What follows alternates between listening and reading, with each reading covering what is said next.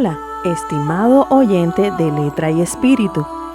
En semanas anteriores hemos estado hablando del sermón escatológico de Jesús y de cómo el Señor le dio una señal a sus discípulos a fin de que ellos pudieran reconocer el momento en que se cumplirían 3 eventos proféticos: la destrucción del segundo templo, el fin de la era presente y el comienzo de la era mesiánica. ¿Cuál fue esta señal? Al decir de Mateo 24 y Marcos capítulo 13, esta señal no fue otra que la del profeta Daniel, la aparición de la abominación desoladora. ¿A qué exactamente se refirió Daniel cuando habló de una abominación que causa desolación? ¿Y cómo concuerda la profecía de Daniel con las enseñanzas de Jesús acerca del final de los tiempos? De esto estaremos hablando en este estudio bíblico.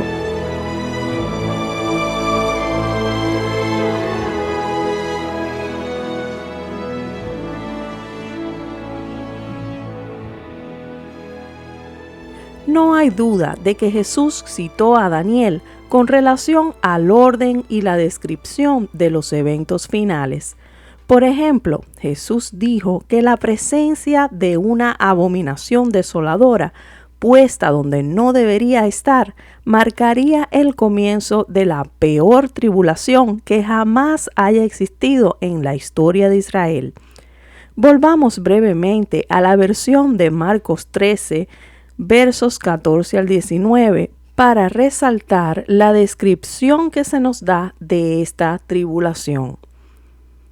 Pero cuando vean la abominación de la desolación puesta donde no debe estar, el que lea, que entienda, entonces los que estén en Judea huyan a los montes, porque aquellos días serán de tribulación. Mateo escribe de gran tribulación, tal como no ha acontecido desde el principio de la creación que hizo Dios hasta ahora, ni acontecerá jamás. ¿Cuál es la descripción que hace el Señor de esta tribulación? Se nos dice que no habrá otra tan terrible como ella en toda la historia, ni antes ni después. Es por esta razón que, de acuerdo con Mateo 24, Jesús la llama una gran tribulación, la peor de todas. Pues bien, esta es una descripción tomada directamente del libro del profeta Daniel, en el capítulo 12, verso 1, donde podemos leer: En aquel tiempo se levantará Miguel, el gran príncipe que está de parte de los hijos de tu pueblo, y será tiempo de angustia, cual nunca fue desde que hubo gente hasta entonces. Pero en aquel tiempo será libertado tu pueblo, todos los que se hallen escritos en el libro. Note cómo la descripción que Jesús le dio a sus discípulos de esta terrible tribulación es una muy parecida al texto literal de Daniel, salvo que Daniel no excluye el lapso de tiempo que vendrá después de la tribulación, dejando abierta la posibilidad de que pueda existir una tribulación peor en el futuro. Sin embargo, cuando Jesús cita a Daniel, aunque utiliza prácticamente las mismas palabras, él agrega que no habrá otra como esa en el futuro.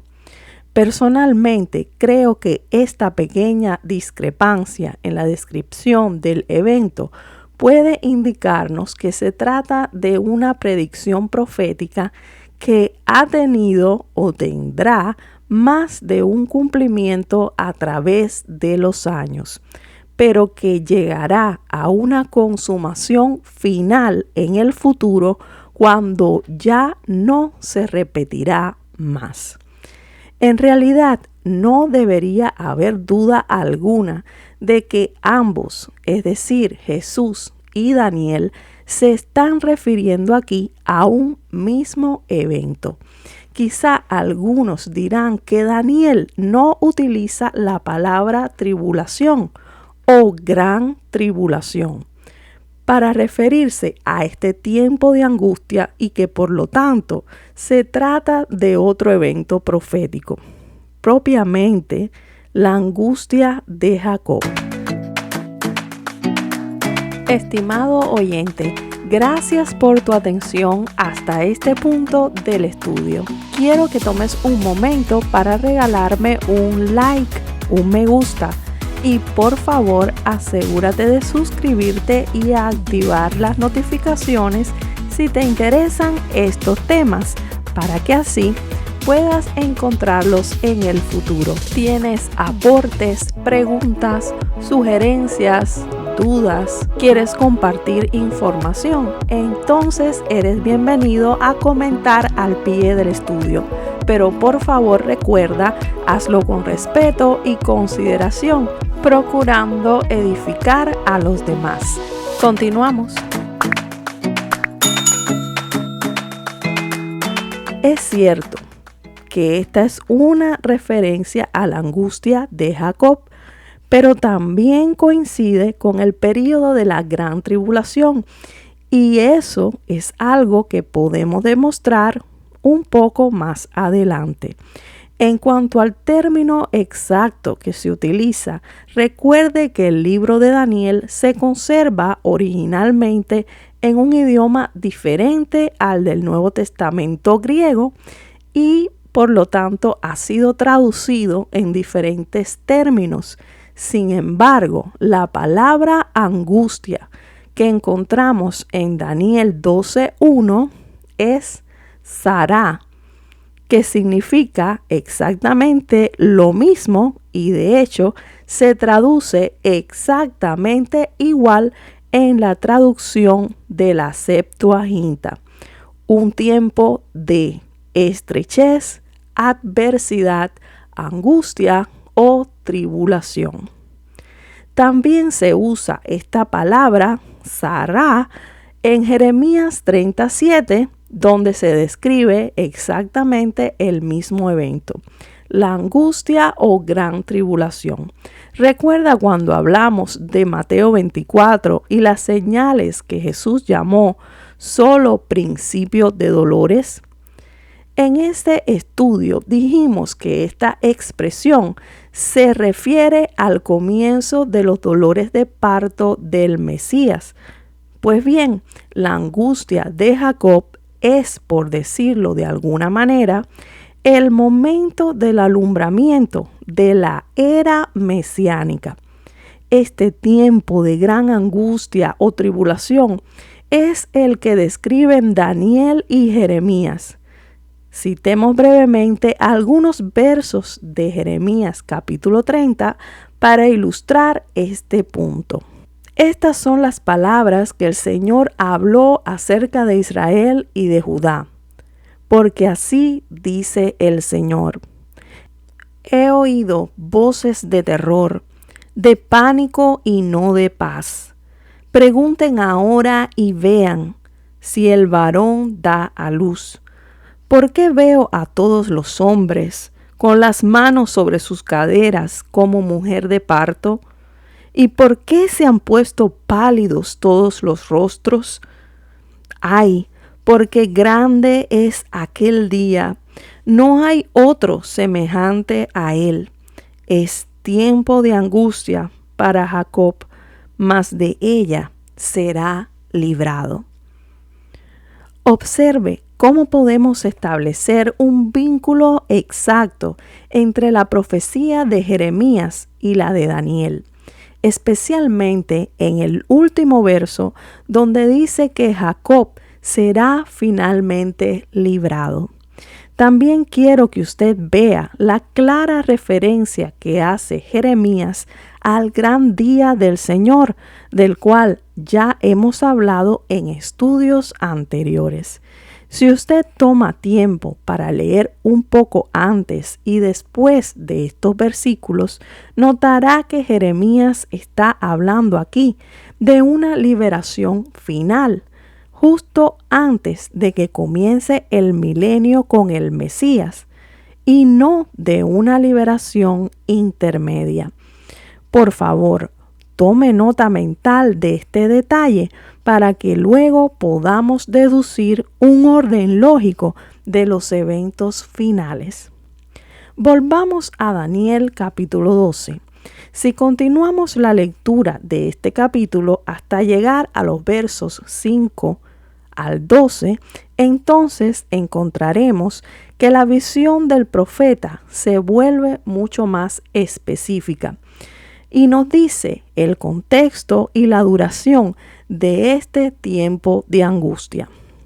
Leamos 12, 5 al 7. Antes yo, Daniel, miré y vi que otros dos estaban de pie, uno a este lado del río y el otro al otro lado del río.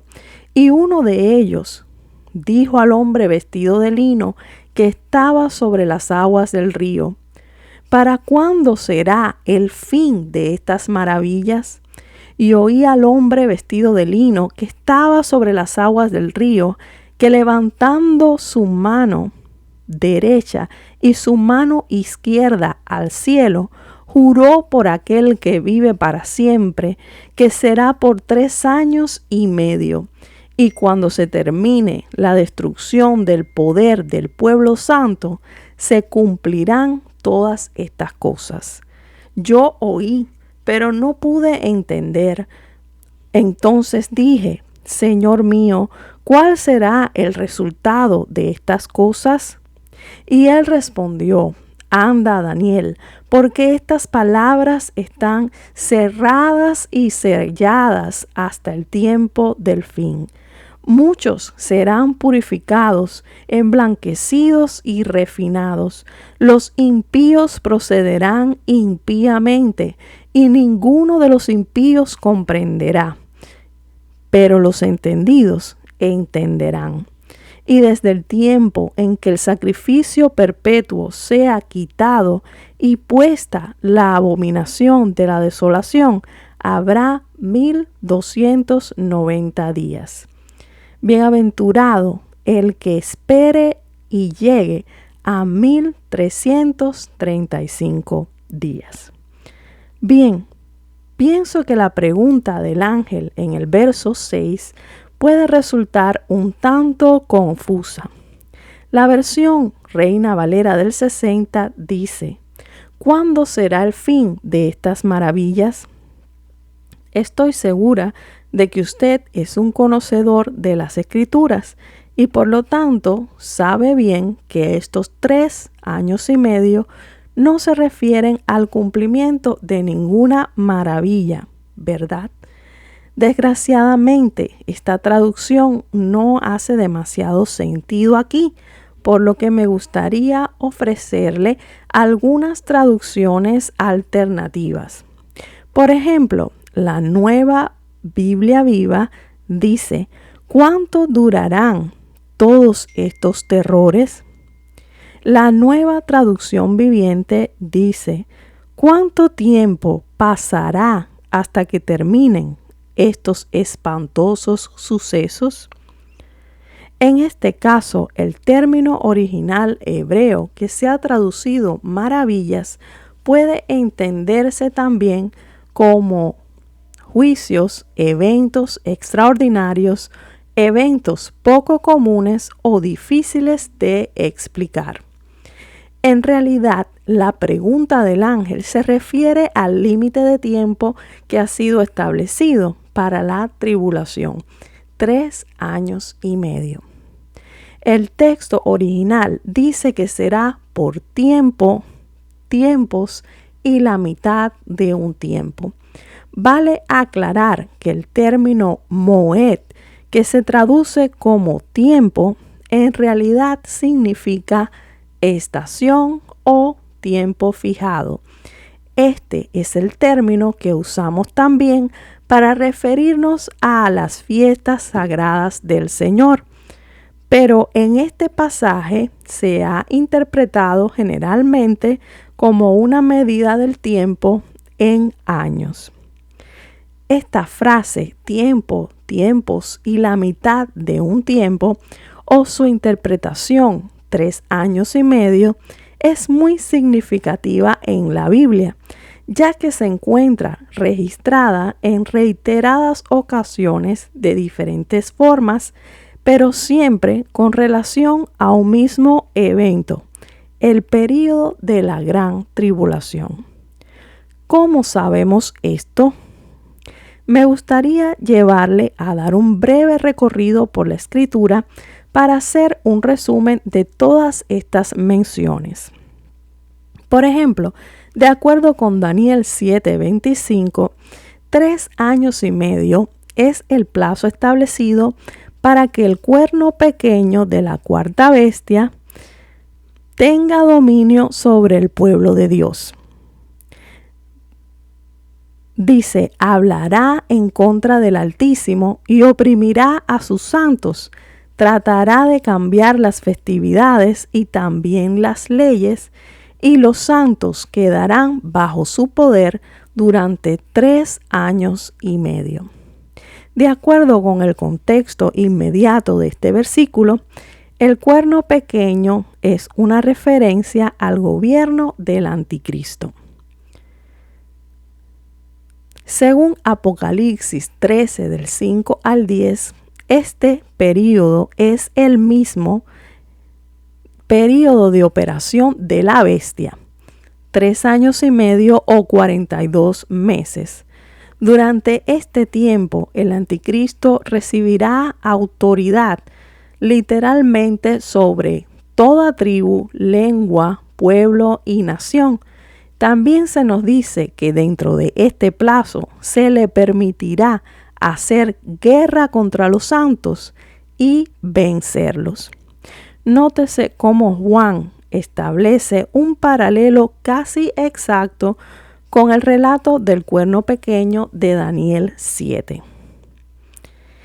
Apocalipsis 13 del 5 al 10 dice: a la bestia se le dio una boca que hablara palabras arrogantes y blasfemias, y se le dio autoridad para actuar durante 42 meses. Y abrió su boca con blasfemias contra Dios, para blasfemar su nombre y su tabernáculo, es decir, contra los que moran en el cielo. Se le concedió hacer guerra contra los santos y vencerlos, y se le dio autoridad sobre toda tribu, pueblo, lengua y nación. Adorarán a la bestia todos los que moran en la tierra, cuyos nombres no han sido escritos desde la fundación del mundo en el libro de la vida del Cordero, que fue inmolado. Si alguno tiene oído, que oiga. Si alguien es destinado a la cautividad va. Si alguien ha de morir a espada ha de morir. Aquí está la perseverancia y la fe de los santos. En el capítulo 12 de Apocalipsis encontramos la visión de la mujer y el dragón escarlata. Los versos 6 y 14 respectivamente indican que la mujer se refugia del ataque del dragón en el desierto, donde se nos dice que tiene un lugar preparado por Dios y es sustentada durante un plazo de 1260 días, es decir, 42 meses de 30 días cada uno o 3 años y medio. La mujer, en este caso, es una imagen del remanente del pueblo de Israel, el cual logra escapar de la persecución del antimesías para refugiarse en el desierto. Apocalipsis 12, del 13 al 14, dice: cuando el dragón vio que había sido arrojado a la tierra, persiguió a la mujer que había dado a luz al hijo varón, y se le dieron a la mujer las 2 alas de la gran águila, a fin de que volara de la presencia de la serpiente al desierto, a su lugar donde fue sustentada por un tiempo, tiempos y medio tiempo. ¿Qué sucederá después? El verso 17 nos dice: entonces el dragón se llenó de ira contra la mujer y se fue a hacer guerra contra el resto de la descendencia de ella. ¿Quiénes son? Los que guardan los mandamientos de Dios y tienen el testimonio de Jesucristo. De acuerdo con Apocalipsis 11, 1 al 3, 3 años y medio o 42 meses será el plazo preciso durante el cual las naciones hollarán la ciudad santa de Jerusalén. Me fue dada una caña de medir, semejante a una vara, y alguien dijo: levántate y mide el templo de Dios y el altar y a los que en él adoran, pero excluye el patio que está fuera del templo. No lo midas, porque ha sido entregado a las naciones, y éstas hollarán la ciudad santa por 42 meses. En este mismo capítulo se nos dice que Dios enviará a 2 de sus testigos, los cuales recibirán autoridad para profetizar y hacer grandes señales y prodigios, y todo esto en el plazo de 1260 días. Es decir, 3 años y medio. Apocalipsis 11 del 3 al 6 nos dice: y otorgaré autoridad a mis 2 testigos, y ellos profetizarán por 1260 días, vestidos de cilicio. Estos son los 2 olivos y los 2 candelabros que están delante del Señor de la tierra. Y si alguno quiere hacerles daño, de su boca sale fuego y devora a sus enemigos. Así debe morir cualquiera que quisiera hacerles daño. Estos tienen poder para cerrar el cielo, a fin de que no llueva durante los días en que ellos profeticen, y tienen poder sobre las aguas para convertirlas en sangre y para herir la tierra con toda suerte de plagas todas las veces que quieran.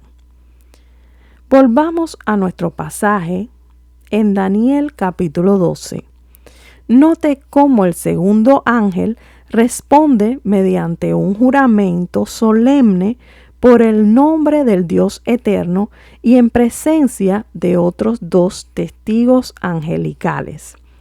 La fuerza de este juramento indica que la voluntad de Dios con respecto al tiempo de la tribulación es firme e irrevocable, y por lo tanto de ninguna manera permitirá que los justos sean probados más allá del límite fijado para la tribulación. Con toda seguridad, la redención prometida llegará al término de este plazo fijado. Existe un pasaje paralelo a este que se encuentra en el libro de Apocalipsis, capítulo 10, versos del 5 al 7. Entonces el ángel que yo había visto de pie sobre el mar y sobre la tierra levantó su mano derecha al cielo y juró por aquel que vive por los siglos de los siglos, quien creó el cielo y las cosas que en él hay, y la tierra y las cosas que en ella hay, y el mar y las cosas que en él hay, que ya no habrá más demora. Porque en los días de la voz del séptimo ángel, cuando esté para tocar la trompeta, entonces el misterio de Dios será consumado, como Él lo anunció a sus siervos los profetas. ¿Cuándo sucederán todas estas cosas? Según la revelación del ángel, cuando se termine la destrucción del poder del pueblo santo. Esta etapa de dispersión del poder del pueblo santo ha sido llamado el tiempo de los gentiles. La mejor referencia bíblica que he encontrado de esta etapa se encuentra en el Evangelio de Lucas, capítulo 21, versos 20, 22 y 23, 24. Pero cuando ustedes vean a Jerusalén rodeada de ejércitos, sepan entonces que su desolación está cerca. Porque estos son días de venganza, para que se cumplan las cosas que están escritas. Porque habrá una gran calamidad sobre la tierra e ira para este pueblo. Caerán a filo de espada y serán llevados cautivos a todas las naciones. Jerusalén será pisoteada por los gentiles hasta que los tiempos de los gentiles se cumplan.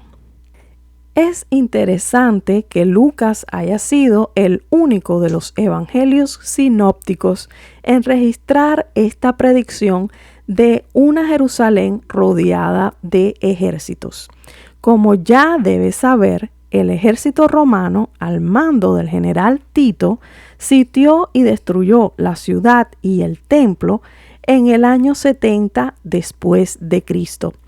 Este fue el comienzo de la última y más larga dispersión del pueblo judío que se haya vivido jamás, hasta el resurgimiento del moderno Estado de Israel en 1948. Desde entonces, gran parte de los exiliados descendientes de las 12 tribus de Israel han regresado a su tierra ancestral. Pero, ¿significa esto que la condición del ángel sobre el final de la dispersión ha sido cumplida? No cabe duda que estamos muy cerca de ver el final de los tiempos de los gentiles. Sin embargo, hay un pequeño detalle que, en mi opinión, todavía queda por completarse. Hasta el momento en que este estudio está siendo grabado, el monte del templo aún está en manos de los gentiles. Para que esta profecía de Daniel se cumpla, necesariamente tendría que levantarse un nuevo santuario en ese lugar. El profeta Daniel no comprendió el significado de la visión, pero alcanzó a preguntarle al ángel: Señor mío, ¿cuál será el resultado de estas cosas? Después de un breve paréntesis, el ángel le responde: muchos serán purificados, emblanquecidos y refinados. Los impíos procederán impíamente, y ninguno de los impíos comprenderá, pero los entendidos comprenderán.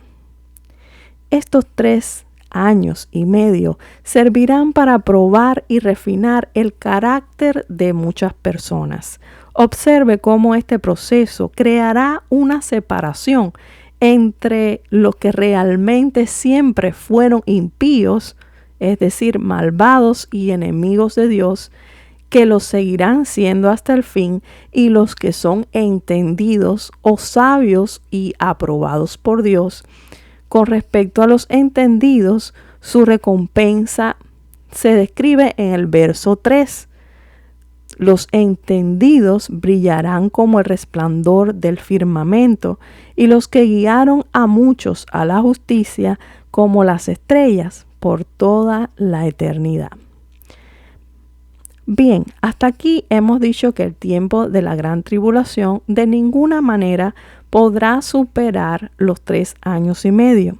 Esta es la absoluta garantía que se nos concede mediante el doble juramento del ángel en Daniel 12:7 y Apocalipsis 10 del 5 al 7. Pero, ¿cómo sabremos que estos 3 años y medio ya están corriendo? Prosigamos a leer los versos 11 y 12. Y desde el tiempo en que el sacrificio perpetuo sea quitado y puesta la abominación de la desolación, habrá 1290 días. Bienaventurado el que espere y llegue a 1335 días. Perfecto. De acuerdo con esta revelación, el evento que marcará el inicio de la tribulación no es otro que el mismo que Jesús les dio como señal a sus seguidores. Algunas versiones, como la Reina Valera del 60, parecen indicar que los 1290 días marcarán el periodo de tiempo desde que desaparezca el sacrificio continuo hasta la aparición de la abominación desoladora. Sin embargo, esta no parece ser la mejor traducción en este caso. La versión textual de la Biblia dice: y desde el tiempo que sea quitado el sacrificio continuo para poner la abominación desoladora, habrá 1290 días. Sabemos que Jesús citó a Daniel sobre la aparición de esta abominación en el santuario. Pero ¿a qué se estaba refiriendo? La frase abominación desoladora se utiliza en el Antiguo Testamento para describir algo impuro o detestable, especialmente una imagen o ídolo detestable. Este ídolo se nos dice que causa terror o devastación, causa horror o devastación. Aunque el libro de Daniel no especifica la naturaleza de esta abominación, parece lógico pensar que el profeta describió sus visiones y revelaciones partiendo no solo de lo que había sido su experiencia personal, sino también de lo que algunos de sus contemporáneos habían profetizado al respecto.